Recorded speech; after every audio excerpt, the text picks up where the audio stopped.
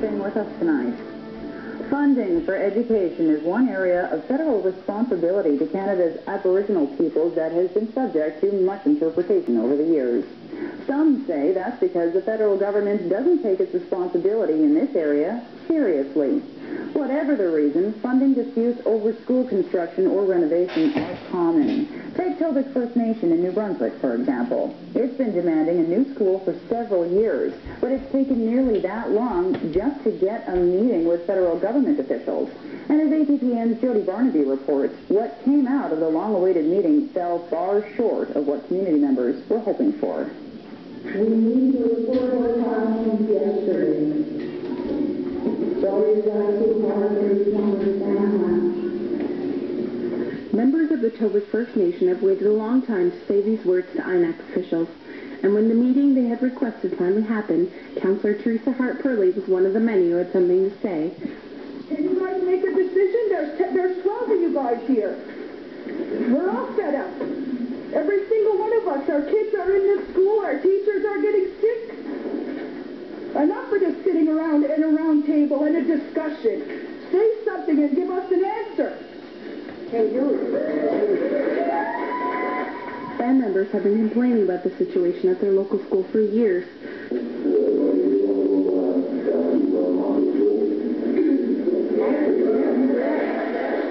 So when the officials agreed to finally do a tour of the school, community members couldn't help but show their excitement. The Mah-Sos school was built in the 70s and has since seen better days. This classroom used to house the kindergarten students, but the mold growing on and around the windows forced the students out. A stop where the children eat their lunch reveals a leaky pipe. Water drips from the ceiling towards the kitchen where lunch is prepared. The students eat in the gym. In a nearby utility room, an open barrel of acid sits unattended next to a large hole in the floor. Ian Gray, Inac's Regional Director General in the Atlantic region, he says the situation in Tobic is complicated for several reasons. For one thing, the band is under third-party management. The reality of the deficit situation that we're finding ourselves in with Tobic is that the third-party manager who will serve today, they are really operating only on what the First Nation is getting money for.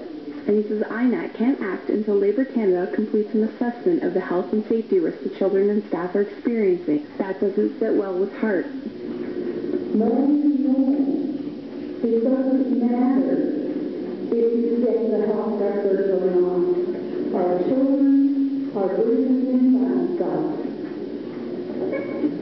The teachers are breathing that stuff.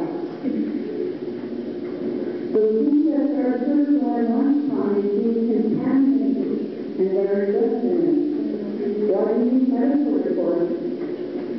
In the end, Gray tells the crowd the problem calls for a creative solution. So that's a commitment that we want to make with the working group to deal with the school issues, and whoever the First Nation would like to work with us on that, we can get to work on that immediately. Jody Barnaby, APTN National News, Tobic, New Brunswick.